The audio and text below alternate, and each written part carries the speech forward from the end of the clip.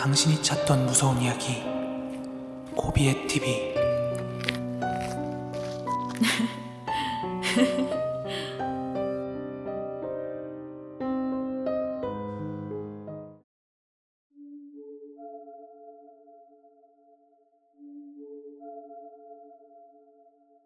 때는 20년 전 1994년에서 5년 정도였던 걸로 기억합니다.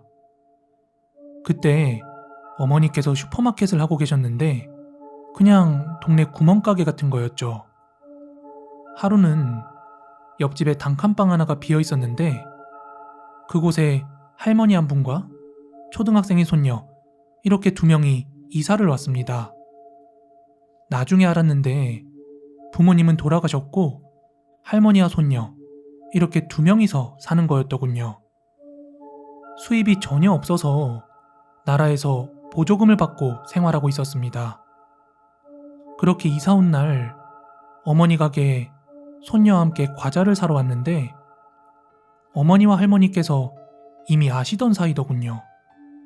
그래서 어떻게 하는지 들어보니까 한 보름 전쯤에 아침 7시쯤이었는데 할머니와 손녀가 너무 추운데 갈 데가 없어서 잠시만 있어도 되겠냐고 하면서 슈퍼에 들어왔답니다. 그때가 12월 달이었습니다. 그래서 너무 안 돼 보여서 가게에서 팔던 호빵이랑 우유, 어묵 같은 것들을 그냥 드렸답니다. 그렇게 한 2-3시간 정도를 쉬시다 나갔다더군요. 아무튼 어머니께서 보름 전에는 그 이른 아침에 어찌 된 거냐 하고 여쭈었더니 그 할머니께서는 그게 말이지 사실 귀신 때문에 도망쳐 나왔어 이러시더라고요. 그렇게 할머니 말씀을 자세히 들어보니 할머니랑 손녀 둘이 사는데 수입은 없고 그래서 구청에 기초생활수급자인가? 그런 걸 신청해놨는데 구청 직원이 일단 지낼 곳도 없고 하니까 동네에 있는 양로원에서 먹고 자고 하라고 했답니다. 한 달 안에 조그만 방 하나라도 얻어드릴 수 있도록 하겠다며 양로원은 낮에는 동네 노인들이 와서 시간을 보내지만 밤에는 모두 집에 돌아가기 때문에 항상 비어있으니 괜찮을 거다 해서 양로원에 갔는데 그 첫째 날 밤 손녀와 같은 방에서 자고 있었는데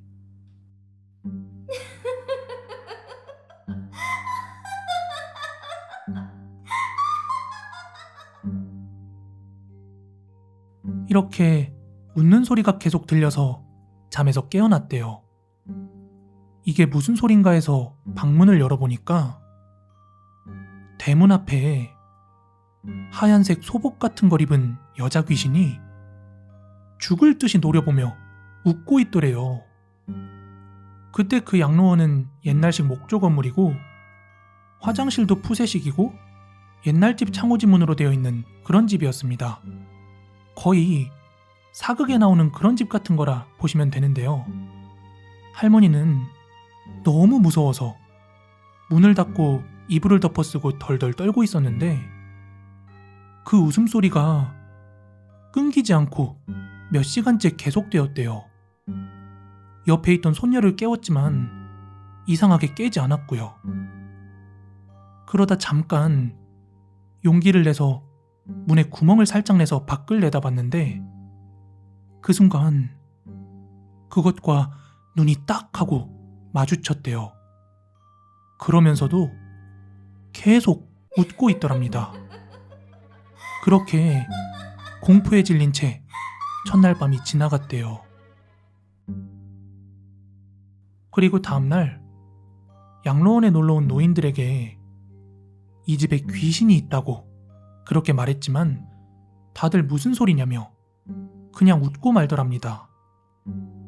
너무나 나가고 싶었지만 한겨울에 지낼 곳도 없고 해서 나갈 수도 없었고 그렇게 둘째 날 밤이 찾아왔죠.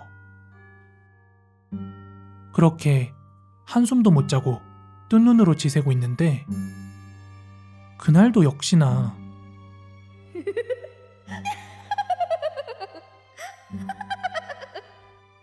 소름 돋는 그 웃음소리가 들렸다고 해요. 어제 뚫어놓은 구멍으로 보니까 역시나 그 여자 귀신이 이쪽을 노려보며 웃고 있었대요. 그런데 다른 것 한 가지는 첫날은 그 여자 귀신이 대문 앞에 있었는데 그날은 마당 중간에 서서 웃고 있더랍니다. 그날도 역시나 손녀는 깨지 않았고요. 그 다음 날에라도 너무 나가고 싶었지만 한겨울에 지낼 곳도 없을 뿐더러 이대로 나가봤자 얼어 죽는 길뿐이라 어쩔 수 없이 그 집에서 셋째 날 밤을 맞게 되었대요.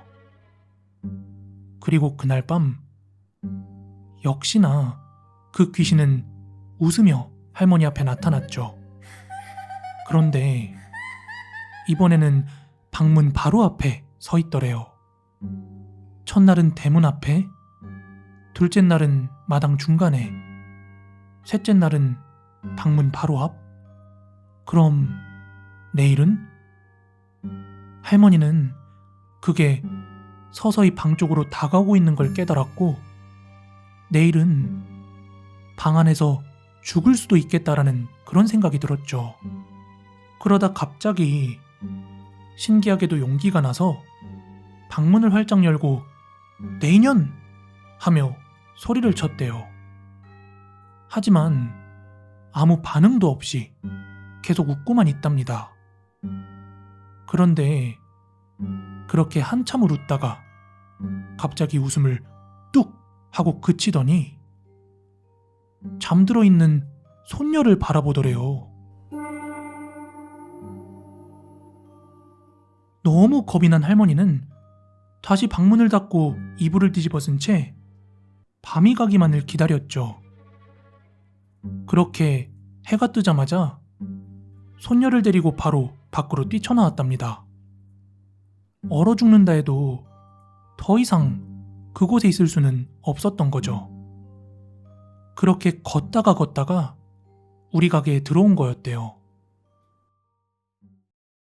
그때 우리 가게에 동네 아줌마들 몇 명도 와 있던 터라 그 이야기를 듣게 되었고 또 그 전에 양로원에서 들었던 노인들도 있었고 그 소문은 순식간에 온 동네로 쫙 퍼져나갔습니다. 반응은 믿는 사람 반, 안 믿는 사람 반이었죠. 하지만 믿지 않는 사람이라 해도 굳이 밤에 양로원에 찾아가서 잠을 청하기까지 하는 사람은 없었습니다. 그렇게 그냥 양로원에 귀신이 있다더라 정도의 소문만 돌면서 시간은 흘러가고 있었죠. 그리고 한 1년 정도가 지났는데 어느 날 구청에서 직원들이 나와서 양로원 보수공사를 한다더군요. 화장실도 수세식으로 바꾼다며 수도공사를 하기 위해 마당을 팠습니다. 그런데 어느 정도 파들어가다 보니까 뭔가 단단한 게 있어서 보니까 관이 나오더래요. 그래서 그걸 열어보니까 여자의 시체가 들어있었습니다. 완전히 백골이 된 여자 시체가 하얀 소복을 입고 들어있었어요. 온 동네가 완전히 발칵 뒤집혔죠. 아, 진짜 귀신이 있었구나 하면서요. 그렇게 관을 파냈고 경찰들도 와서 조사도 하고 아주 난리도 아니었죠. 그 당시 지역신문에도 나왔던 사건이었는데 양로원 보수공사 중에 관이 나왔다 이런 식으로요. 그렇게 몇 달 후에 그 할머니를 담당하던 공무원한테 뒷이야기를 들었는데 그 시체가 수십 년이 된 거라 누구인지 밝히는 건 전혀 불가능하고 또 어떻게 죽었는지도 모른다. 그 집도 개인 소유의 집도 아니고 이걸 조사하려면 도대체 몇십 년을 거슬러 올라가야 할지 또 감도 잡히지 않는지라 그냥 굿 한 번 하고 무덤을 만들어주는 쪽으로 그렇게 결정났다더군요. 동네 사람들은 어째서 그게 집 마당에 묻혀 있는지 참 이상하다고 만약 사이코 살인범이 자기 집 마당에 시체를 묻는다 해도 관에 넣어서 묻는 것도 이상하고 너무 이상한 점이 많다고요. 하지만 끝내 밝혀지진 않았습니다.